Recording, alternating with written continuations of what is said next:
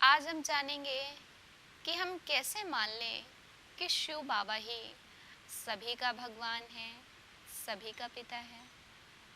हम ये नहीं कहते कि ब्रह्मा कुमारियाँ शिव बाबा को भगवान मानती हैं, तो आप भी मानिए। लेकिन यहाँ पर भगवान को परखने की कुछ एक बातें हम आपको बताएंगे। अगर वो बातें हमारे ऊपर धारण हो रही हैं तो हम ही भगवान हैं। अगर किसी औरों के ऊपर लागू हो रही हैं तो वो भगवान है। आज हमारे मुख से ये भी निकलता है ना, हम ही भगवान हैं, फलाना भगवान है, जिसमें जिसकी भावना होती है और हमें उस भावना का जब फल मिलता है तो हम उसको ही भगवान मानने लगते हैं। तो आज हम सभी कहते तो हैं, जो राम के भक्त हैं वो कहेंगे राम की पूजा करो, जो क्रिश्चियन धर्म के हैं वो कहेंगे जीसस क्राइस्ट को याद करो, जो मुस्लिम धर्म के हैं वो कहेंगे अल्लाह को याद करो, जो ईसाई धर्म के हैं वो कहेंगे ईश्वर को याद करो। हम सभी ने जो नारे लगाए, हिंदू मुस्लिम सिख ईसाई आपस में सब भाई भाई, लेकिन आज हम सभी बहुत ही ज़्यादा संशय में आ चुके हैं कि हम याद करें तो किसको याद करें, पूजा करें तो किसकी करें, क्योंकि इतने सारे भगवान हो चुके हैं। तो हम जानेंगे कि हमें किसकी पूजा करनी चाहिए, किसे याद करना चाहिए। सबसे पहली बात भगवान को परखने की, भगवान वही होगा जो सर्वशक्तिवान हो, जिसके पास सारी शक्तियाँ हो, शक्तियों से भरपूर हो, परमात्मा वही होगा। दूसरी बात, परमात्मा वही होगा जो सर्वधर्म मान्य हो, जिसे सभी धर्म वाले मानते हों, भगवान वही होगा। तीसरी बात, भगवान वही होगा जो सर्वोच्च हो, सबसे ऊंचा हो, उससे ऊंचा कोई नहीं। चौथा, भगवान वही होगा जो सर्वज्ञ हो, जिसके पास सारा ज्ञान हो, सृष्टि के आदि मध्य अंत हर प्रकार का ज्ञान हो, परमात्मा वही होगा।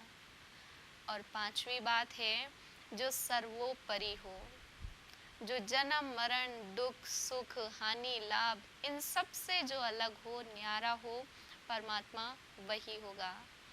अगर ये पांच बातें हमारे अंदर हैं तो हम ही भगवान हैं।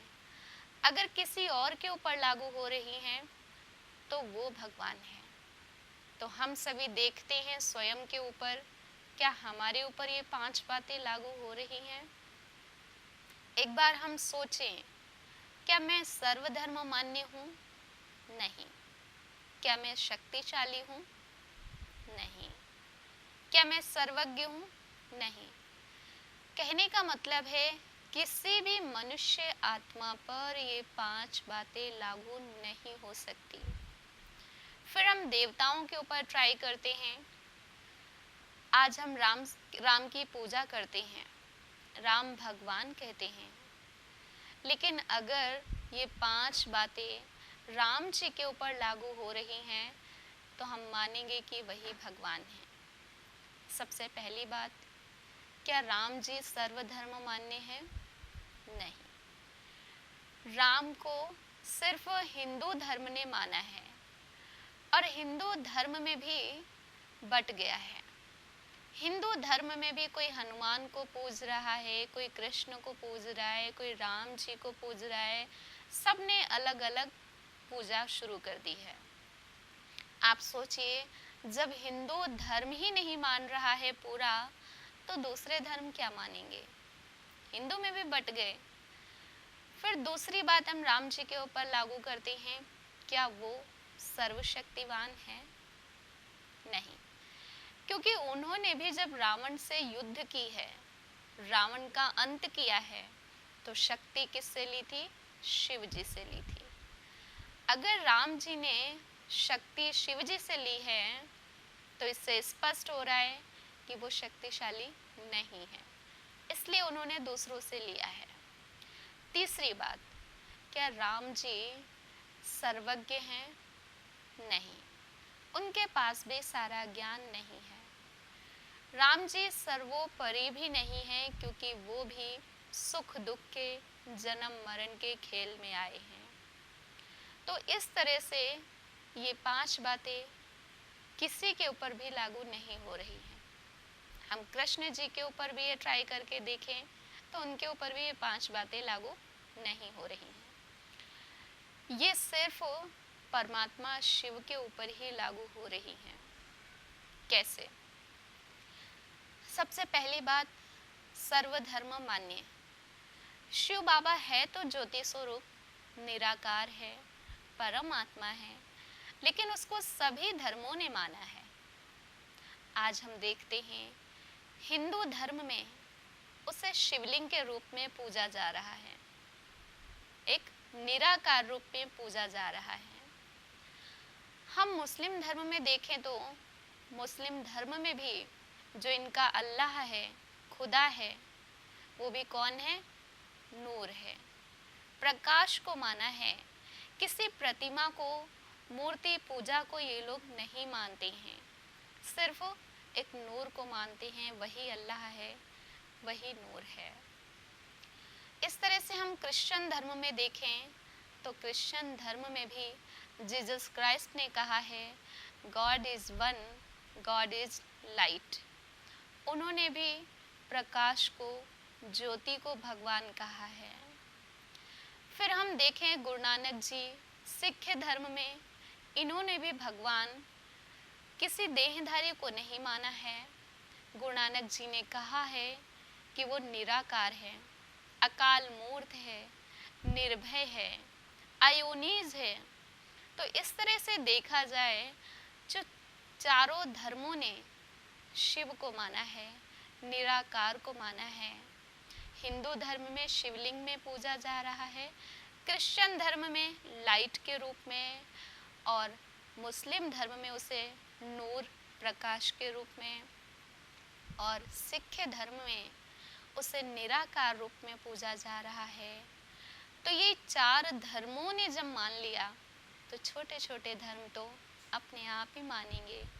फिर हम सभी देखते हैं हमारे भारत में जो 12 ज्योतिर्लिंगम बनाए गए हैं, वो भी किसकी यादगार में बनाए गए हैं? परमात्मा शिव की। निराकार के यादगार में वो 12 ज्योतिर्लिंगम बनाए गए। तो इससे स्पष्ट हो रहा है, धर्म भी मान रहे हैं और साथ साथ भारत में भी हर गली गली में पूजा हो रही है, हर घर में परमात्मा शिव की पूजा हो रही है। आज आपको भले किसी के मंदिर मिले या ना मिले, लेकिन परमात्मा का, शिव बाबा का मंदिर हर गली में मिलता है। आज हमें गली गली में शिव जी के मंदिर मिलते हैं। देवताओं के भले ना मिले, लेकिन निराकार ज्योति स्वरूप परमात्मा के मंदिर हर गली में है। कारण, क्योंकि वो सर्वधर्म मान्य है, वो सभी का पिता है, इसलिए हर जगह हमें उसके मंदिर मिलते हैं।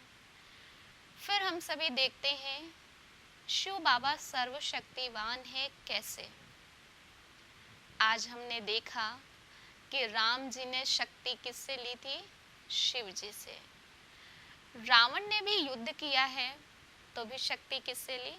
शिव जी से।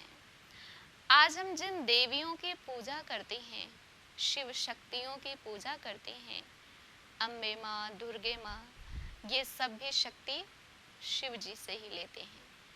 तो माना शक्ति दाता परमात्मा शिव है। तीसरी बात, परमात्मा सर्वज्ञ भी है। परमात्मा के पास पूरा ज्ञान है, क्योंकि वो ज्ञान का सागर है। उनकी महिमा में कहा गया है, सागर को स्याही बनाओ, जंगल को कलम बनाओ, धरती को कागज बनाओ, और खुद सरस्वती माँ बन करके लिखो, तो भी उनकी महिमा, इतना ज्ञान है जो लिख नहीं सकते हैं। तो परमात्मा ज्ञान का सागर भी है, सर्वज्ञ भी है। चौथी बात, परमात्मा सर्वोच्च भी है, सबसे ऊंचा है, उससे ऊंचा कोई नहीं है। कैसे? आज हम सभी देखते हैं राम जी के भी माता पिता दिखाए हैं, कृष्ण जी के भी माता पिता दिखाए हैं, हर एक के या तो गुरु दिखाए हैं या माता पिता दिखाए हैं, सबका दिखाया है। लेकिन क्या आपने कभी सुना कि शिव जी के भी कोई माता पिता थे? नहीं। तो देखिए, परमात्मा शिव सभी के माता पिता हैं, सभी के गुरु हैं, लेकिन उनका कोई माता पिता नहीं है, इसलिए वो सर्वोच्च भी हैं। पांचवी बात, वो सर्वोपरि भी हैं। परमात्मा क्यों है? क्योंकि वो जन्म मरण के खेल में नहीं आते हैं, सुख और दुख के खेल में नहीं आते हैं, इसलिए वो सर्वोपरि भी हैं।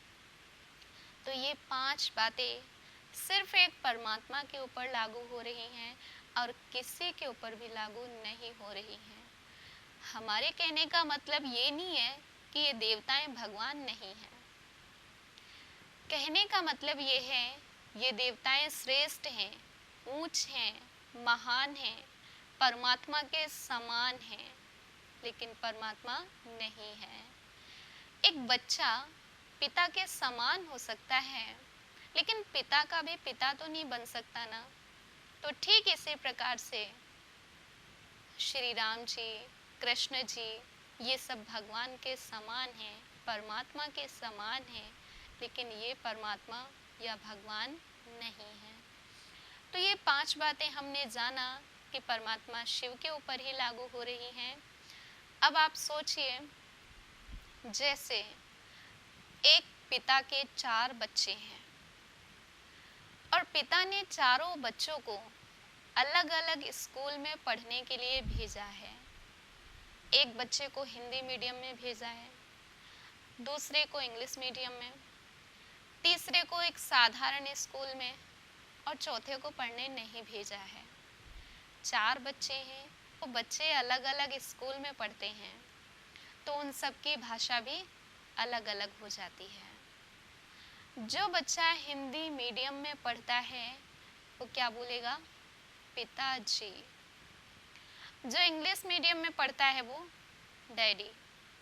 जो एक साधारण से स्कूल में पढ़ता है वो क्या बोलेगा? पापा। चौथा बच्चा पढ़ने नहीं गया है वो क्या बोलेगा? बाबूजी। कुछ भी बोलेगा। तो 4 बच्चों ने अपने पिता के 4 नाम निकाले। क्यों निकाले? क्योंकि सबकी अपनी अपनी भाषा हो गई। चारों बच्चों की अपनी अपनी भाषा है और अपनी अपनी भाषा में उन्होंने अपने पिता के 4 नाम निकाल दिए। अब आप बताओ, क्या पिता 4 हो गए? नहीं।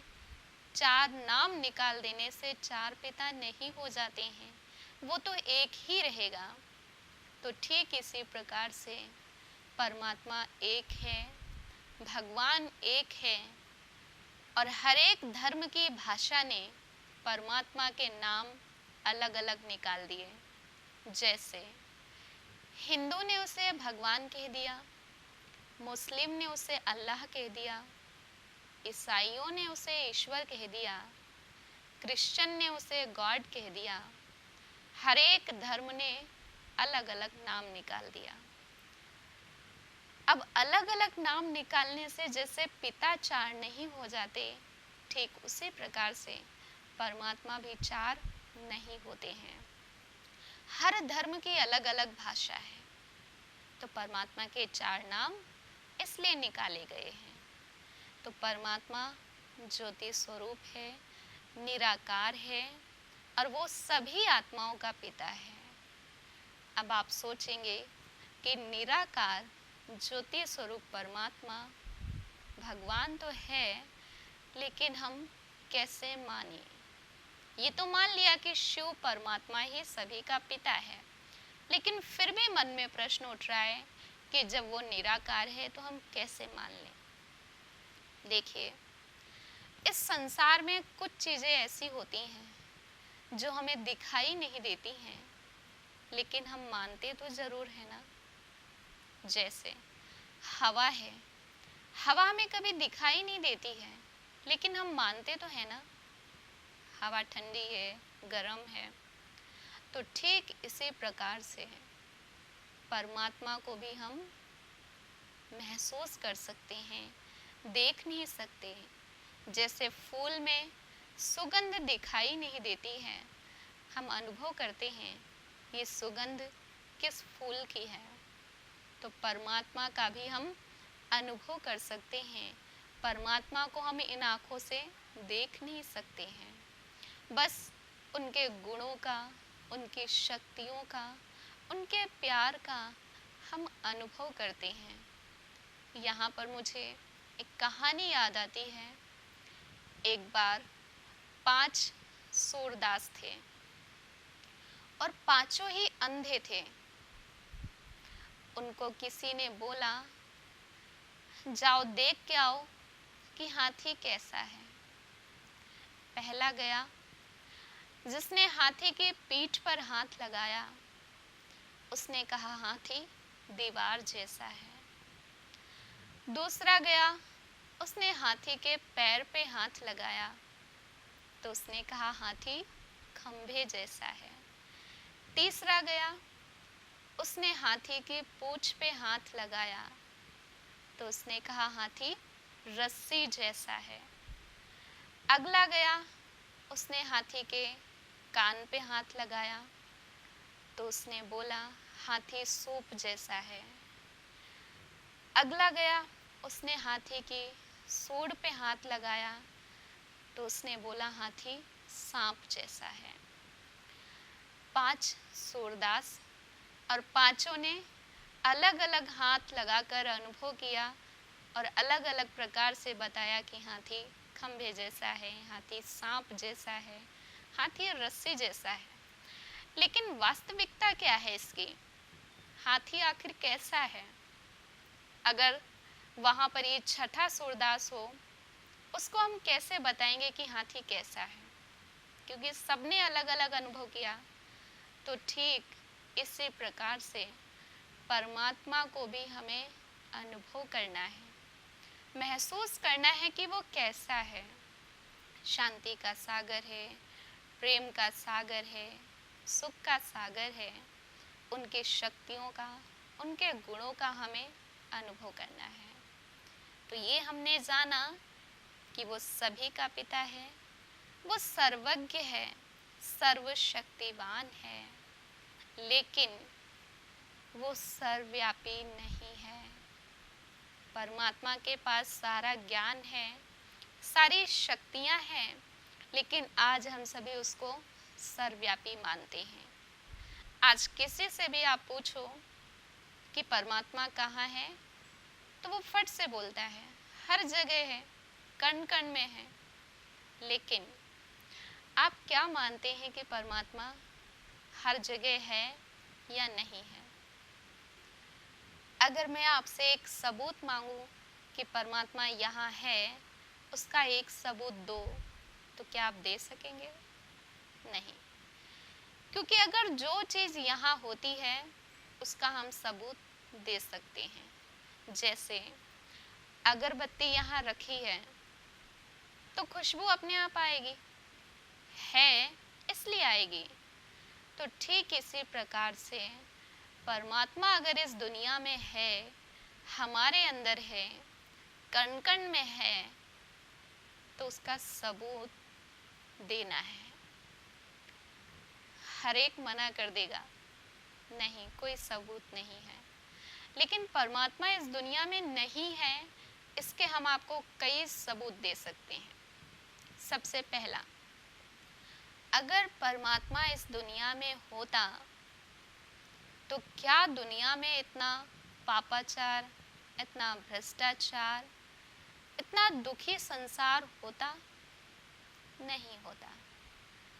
क्योंकि अगर हम सागर के पास जाते हैं तो हमें कहना नहीं पड़ता है हे सागर अपनी शीतलता मुझे दो। नहीं, हम सूर्य के सामने खड़े होते हैं, हमें कहना नहीं पड़ता है हे सूर्य हमें अपनी तपत दो। हम जाते हैं और हमें मिलता है। तो ठीक इसी प्रकार से परमात्मा के लिए क्या कहा गया है? वो शांति का सागर है, सुख का सागर है। अगर वो शांति का सागर है, सुख का सागर है और वो हमारे अंदर है, तो हमारे अंदर भी क्या होना चाहिए? सुख, शांति। फिर भी हम सभी दुखी हैं, अशांत हैं, परेशान हैं। क्यों? अगला कारण, अगर परमात्मा हमारे अंदर होता तो आज हम सभी मंदिर मस्जिद क्यों जाते हैं? क्यों कहते हैं हे प्रभु दर्शन दो? जब हमारे अंदर ही भगवान है, हम सभी के अंदर भगवान है, तो हम किसके दर्शन मांग रहे हैं? और हम क्यों इतनी लंबी लंबी यात्राएं करते हैं, तीर्थों पर जाते हैं, जब हमारे अंदर ही भगवान है? फिर तो जरूरत ही नहीं है तीर्थ यात्रा करने की, मंदिर जाने की। अगला सबूत, परमात्मा हमारे अंदर नहीं है। अगर होता तो आज भाई भाई प्रॉपर्टी के कारण खून कर देते हैं एक दूसरे का। अब ये परमात्मा का कार्य है? नहीं। अगर परमात्मा हमारे अंदर होता तो कहते हैं जहाँ गुणी होता है वहाँ उसका गुण अवश्य होता है। जैसे हम अग्नि में लोहा डालते हैं तो लोहा लाल हो जाता है, तो ठीक इसी प्रकार से अगर परमात्मा यहाँ होता, परमात्मा भी तो क्या है? गुणी है। किसका? पवित्रता का, सद्गुणों का। अगर वो यहाँ होता तो चारों तरफ इतना पापाचार, इतना भ्रष्टाचार, इतना दुख में संसार नहीं होता। अगला सबूत, अगर परमात्मा हमारे अंदर है तो हम सभी जब भी बीमार होते हैं, परेशान होते हैं, तो हम क्या कहते हैं? ऊपर वाला जाने। तो इससे स्पष्ट हो रहा है कि भगवान ऊपर है। अगर हमारे अंदर ये परमात्मा, तो हम सभी जब भी परमात्मा का नाम आता है तो हम ऊपर की ओर इशारा क्यों करते हैं? क्या नीचे कोई दूसरा भगवान है और ऊपर कोई दूसरा है? नहीं। हमने हमेशा कहा ऊपर वाला जाने, कभी भूल के भी हमारे मुख से नहीं निकला कि नीचे वाला जाने। और हम सभी मनुष्य क्या कह रहे हैं? परमात्मा हमारे अंदर है। लेकिन परमात्मा क्या कह रहे हैं? मैं आता हूँ। तो दोनों में अंतर है। हम सभी मानते हैं कि गीता किसने सुनाई? भगवान ने सुनाई। अब दोनों में से सत्य कौन होगा? हम मनुष्य या फिर गीता ज्ञानदाता? तो हम सभी यही कहेंगे कि सत्य तो भगवान ही बोल सकता है। तो कहने का भावार्थ है भगवान हमारे अंदर नहीं, बल्कि जब दुख, अधर्म, भ्रष्टाचार जब बढ़ जाता है तो परमात्मा इस सृष्टि पर आते हैं। इस तरह से हमने कई सबूत देखे परमात्मा हमारे अंदर नहीं है। आखिर फिर कहा क्यों गया है कि भगवान सर्वव्यापी है? अगर हमारे अंदर नहीं है तो शास्त्रों में फिर क्यों कहा गया है? क्योंकि हम शास्त्रों को भी झूठा नहीं मानते हैं, वो भी सत्य हैं, लेकिन बस हमें उसका अर्थ पता होना चाहिए। भगवान को सर्वव्यापी कहने के दो कारण हैं। एक तो हमें डराने के लिए कहा गया है, दूसरा प्रेम के कारण। डराने के लिए इसलिए कहा गया शास्त्रों में क्योंकि मनुष्य पाप कर्मों से, बुरे कर्मों से डरे। अगर उसे परमात्मा का डर हो तो वो बुरे कर्म नहीं करेगा। जैसे आज जब भी आप कोई गलत कार्य करने जा रहे हो और आपको स्मृति आ जाए कि परमात्मा मुझे देख रहा है, वो मेरे अंदर है या वो मेरे सामने है, तो हम सभी कभी गलत कार्य करेंगे? नहीं करते हैं।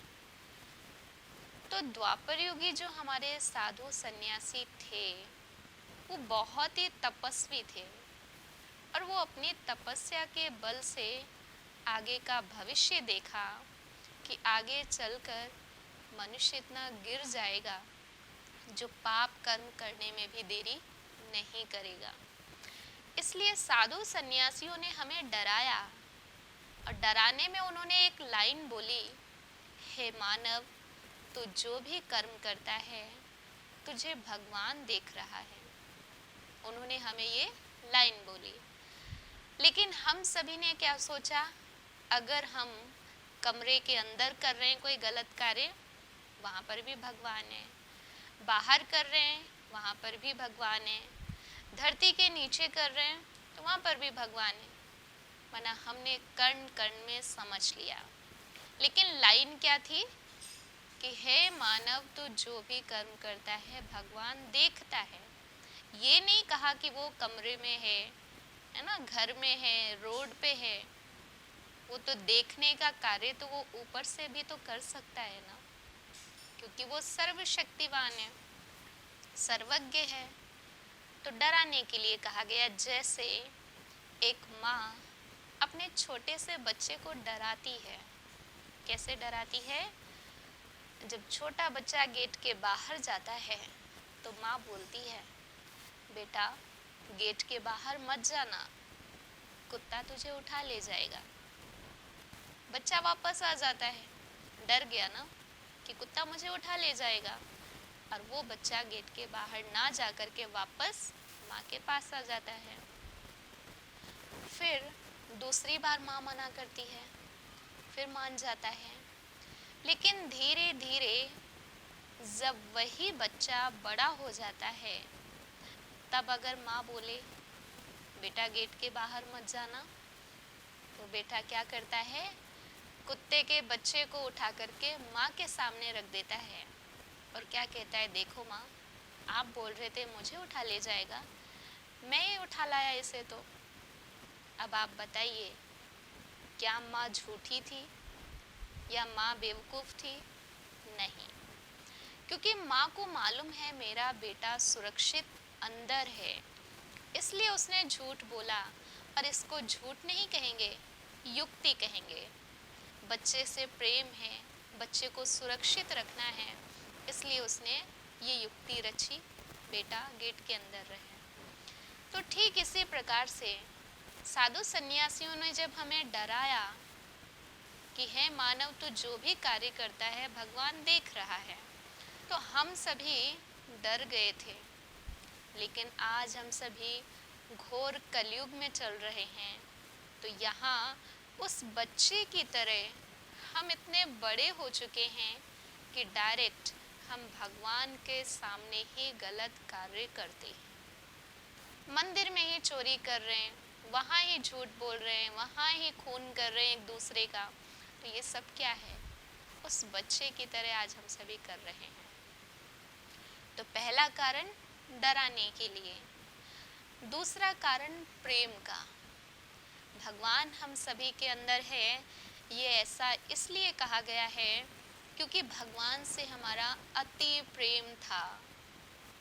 आज तो नाम मात्र है, आज तो डर के कारण है, भगवान की पूजा नहीं करेंगे, भगवान से बात नहीं करेंगे तो वो रूठ जाएगा। या फिर जब हमें कोई मेहनत का कार्य होता है, हमें सफलता प्राप्त करनी होती है या हमें कुछ मांगना होता है, तब हम सभी भगवान को याद करते हैं। लेकिन कुछ वर्ष पहले द्वापर युग में हम सभी बिना स्वार्थ के परमात्मा को याद करते थे। जैसे हमने मीरा का तो नाम सुना ही होगा। मीरा किसकी भक्त थी? भगवान श्री कृष्ण की। मीरा जिधर भी देखती थी उसे कौन दिखाई देता था? प्रभु श्री कृष्ण ही दिखाई देते थे, गिरधर गोपाल ही दिखाई देते थे। अब आप बताइए, क्या गिरधर गोपाल हर जगह होता था? नहीं। अब क्या मीरा झूठ बोल रही थी? ये भी नहीं। मीरा को इसलिए दिखाई देते थे भगवान क्योंकि मीरा का दिल का स्नेह, दिल का प्रेम था, इसलिए हर तरफ गिरधर गोपाल ही दिखाई देता था, एक से ही प्रेम था। जैसे आज हम सभी देखें, अगर हमारा किसी से अति प्रेम है, जैसे अपनी बहन से हो या खुद की बेटी से प्रेम हो, तो आप दुनिया में किसी भी कन्या को देखेंगे, आपको क्या याद आएगी?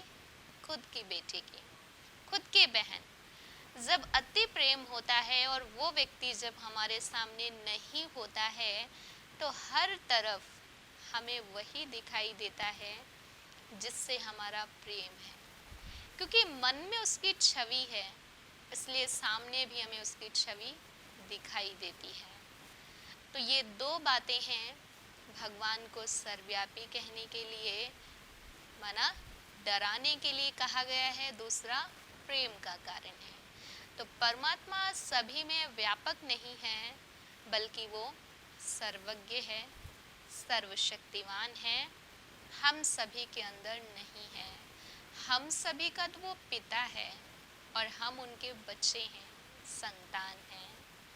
अच्छा, ओम शांति। अब हम सभी कुछ समय के लिए उस सर्वशक्तिवान परमात्मा शिव का ध्यान करेंगे, स्मरण करेंगे, उनकी शक्तियों को अपने अंदर महसूस करेंगे। ओम शांति। कुछ पल के लिए अपने मन को बाह्य जगत से हटाकर भ्रकुटी के बीच में एकाग्र करें। मैं आत्मा इस पंच तत्वों के बने हुए शरीर में मस्तक के बीच विराजमान हूँ।